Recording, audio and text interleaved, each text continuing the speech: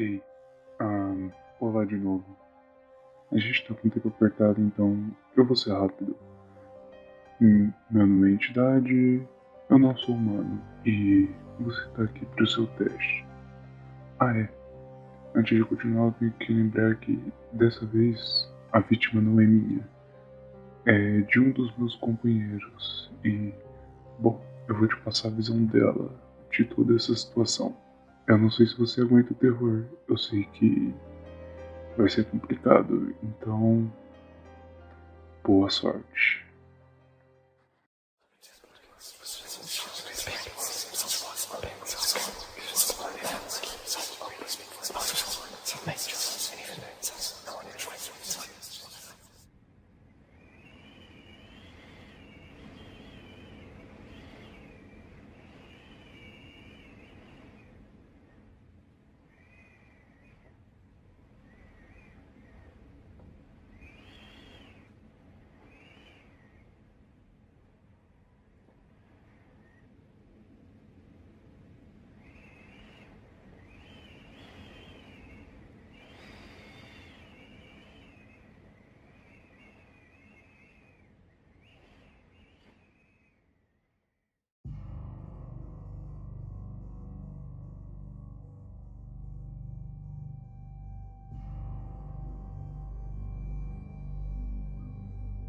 Hora de dormir deveria ser um evento feliz para uma criança cansada, mas para mim era aterrorizante. Enquanto algumas crianças se queixavam de serem colocadas na cama antes de terminarem de assistir seu filme ou de jogar seu videogame favorito, quando eu era criança, a noite era algo para se realmente ter medo. Em algum lugar, no fundo da minha mente, ainda é.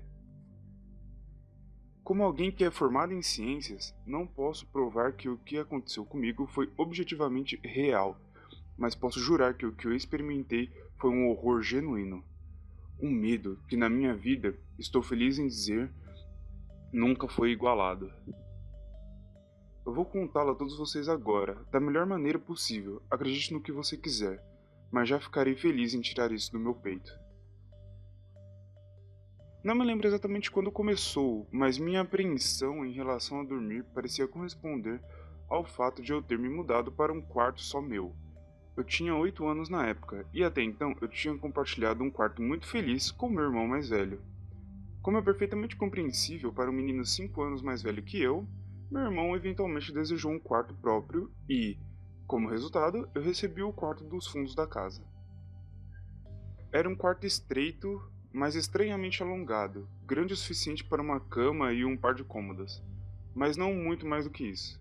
Eu realmente não podia reclamar porque, mesmo nessa idade, eu entendia que não tínhamos uma casa grande e eu não tinha motivos para ficar desapontado, pois minha família era amorosa e carinhosa. Foi uma infância feliz durante o dia. Uma janela solitária dava para o jardim dos fundos. Nada fora do comum, mas mesmo durante o dia, a luz que penetrava naquele quarto parecia hesitante. Como ao meu irmão foi dado uma nova cama, me deram os beliches que costumávamos compartilhar. Enquanto eu estava chateado por dormir sozinho, eu estava animado com o pensamento de ser capaz de dormir no beliche superior, o que parecia muito mais aventureiro para mim. Desde a primeira noite, lembro-me de uma estranha sensação de inquietação que se arrastava lentamente no fundo da minha mente. Deitei no beliche de cima, olhando para minhas figuras de ação e carros espalhados pelo tapete azul esverdeado, imaginando batalhas e aventuras que ocorreram entre os brinquedos no chão. Eu não pude deixar de sentir que meus olhos estavam sendo lentamente atraídos para o beliche de baixo, como se algo estivesse se movendo no canto do meu olho, algo que não queria ser visto. O beliche estava vazio, impecavelmente feito com um cobertor azul escuro, bem arrumado, cobrindo parcialmente dois travesseiros brancos. Eu não achava nada disso na época, eu era criança, e o barulho escorregando para debaixo da minha porta, que vinha da televisão dos meus pais, me banhava em uma sensação calorosa de segurança e bem-estar. Adormeci. Quando você acorda de um sono profundo e algo se move ou se agita, pode levar alguns momentos para que você realmente entenda o que está acontecendo.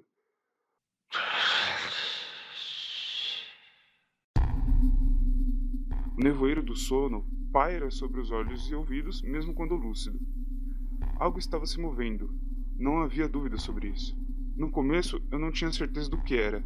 Tudo estava escuro, quase um breu total. Mas havia luz suficiente surgindo do lado de fora para delinear as formas daquele quarto sufocante. Dois pensamentos apareceram em minha mente, quase simultaneamente. O primeiro foi que meus pais estavam na cama porque o resto da casa estava na escuridão e no silêncio. O segundo pensamento se voltou para o barulho, um barulho que obviamente me acordou. Quando os últimos resquícios de pensamento desapareceram da minha mente, o ruído assumiu uma forma mais familiar. Às vezes, o mais simples dos sons pode ser o mais apavorante. Um vento frio assobiando por uma árvore do lado de fora, os passos de alguém desconfortavelmente próximo, ou, nesse caso, o simples som de lençóis roçando no escuro. Foi isso, lençóis da cama farfalhando no escuro, como se alguém dormindo estivesse tentando ficar confortável no beliche de baixo. Deitei lá, incrédulo, pensando que o barulho vinha da minha imaginação, ou talvez apenas meu gato de estimação tentando achar algum lugar confortável para passar a noite. Foi então que eu notei a minha porta, fechada como tinha deixado antes de dormir. Talvez minha mãe tivesse vindo me checar e o gato tinha se esgueirado para meu quarto então. Sim, deve ter sido isso. Me virei para encarar a parede, fechando os olhos na vã esperança de poder voltar a dormir. Enquanto me movia, o barulho de baixo parou. Pensei que devia ter perturbado meu gato, mas logo percebi que o visitante do beliche de baixo era muito menos mundano do que meu animal de estimação tentando dormir, e muito mais sinistro. Como se fosse alertada e descontente com a minha presença, o visitante incômodo começou a se mexer e se virar violentamente, como uma criança fazendo birra na cama. Eu podia ouvir lençóis girando e girando com crescente ferocidade. O medo me dominou, não como uma sensação sutil de mal-estar que havia experimentado antes, mas agora potente e aterrorizante. Meu coração disparou enquanto meus olhos entravam em pânico, examinando a escuridão quase impenetrável. Eu soltei um grito. Como a maioria dos garotos fazem, instintivamente gritei, chamando minha mãe.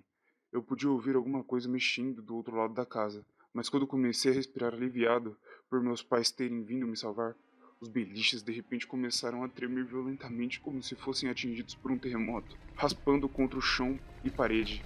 Eu podia ouvir os lençóis abaixo de mim se debatendo como se fossem atormentados pela malícia. Eu não queria pular para a segurança, pois temia que a coisa do beliche de baixo alcançasse e me agarrasse, puxando-me para a escuridão. Então fiquei lá, os nós dos meus dedos brancos apertando o meu cobertor como uma manta de proteção. A espera parecia uma eternidade. A porta finalmente, e felizmente, se abriu, e eu fiquei banhado em luz. Enquanto a cama de baixo, o lugar de descanso do meu visitante indesejado, estava vazia e em paz, eu chorei, e minha mãe me consolou. Lágrimas de medo, seguidas de alívio, correram pelo meu rosto. No entanto, através de todo o horror e alívio, eu não disse a ela o porquê estava tão aflito. Não sei explicar, mas era como se o que estivesse naquele lugar retornasse se eu falasse disso, ou pronunciasse uma única sílaba de sua existência. Se isso era verdade? Não sei. Mas, quando criança, sentia que aquela ameaça invisível permanecia próxima, ouvindo. Minha mãe deitou na cama vazia, prometendo ficar lá até de manhã. Por fim, minha ansiedade diminuiu e o cansaço me empurrou de volta ao sono. Mas permaneci inquieto, despertando várias vezes momentaneamente ao som de lençóis farfalhantes. Lembro-me que, no dia seguinte, queria ir a qualquer lugar, estar em qualquer lugar, menos naquele quarto estreito e sufocante. Era um sábado e eu brincava ao lado de fora, feliz com meus amigos. Embora a nossa casa não fosse grande, tivemos a sorte de ter um longo jardim nos fundos. Nós ficávamos lá com frequência, pois a maior parte estava coberta por vegetação e podíamos nos esconder nos arbustos. Subir na enorme árvore que elevava acima de tudo e facilmente nos imaginar nos lances de uma grande aventura em alguma terra exótica e inexplorada. Por mais divertido que fosse, ocasionalmente, meu olhar se voltava para aquela pequena janela, comum, normal e inofensiva.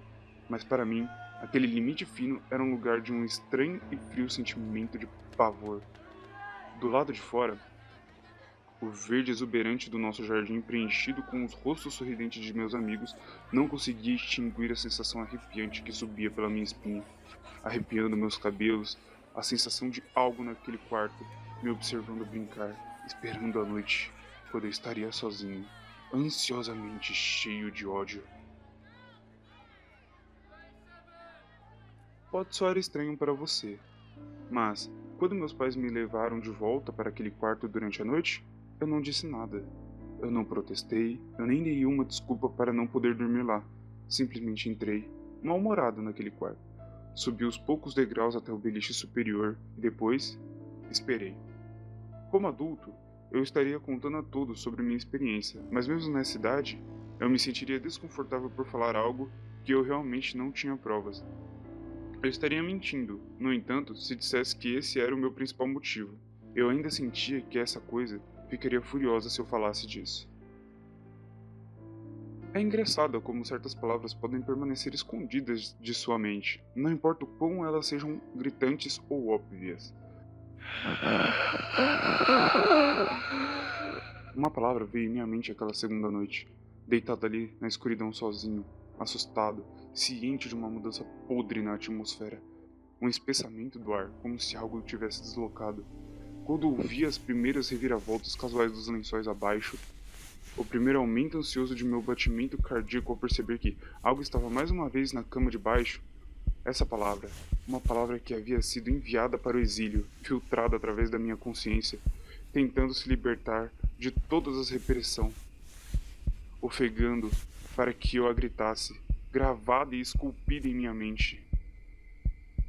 Fantasma.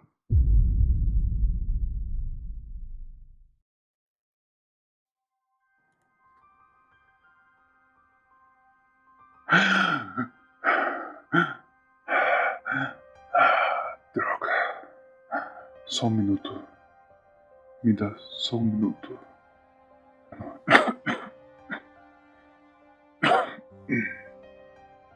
Acho que eu acabei exagerando. Bom, eu já imaginava que isso fosse acontecer. Parece que eu ainda não aguento uma visão muito longa, mas eu vou fazer o melhor para que isso não aconteça de novo. Bom, essa foi a visão de hoje. Da próxima vez a gente continua. Não vou apagar suas memórias para que facilite o meu trabalho. Só que lembre-se, a consequência de contar o que você vê aqui. Então, até a próxima.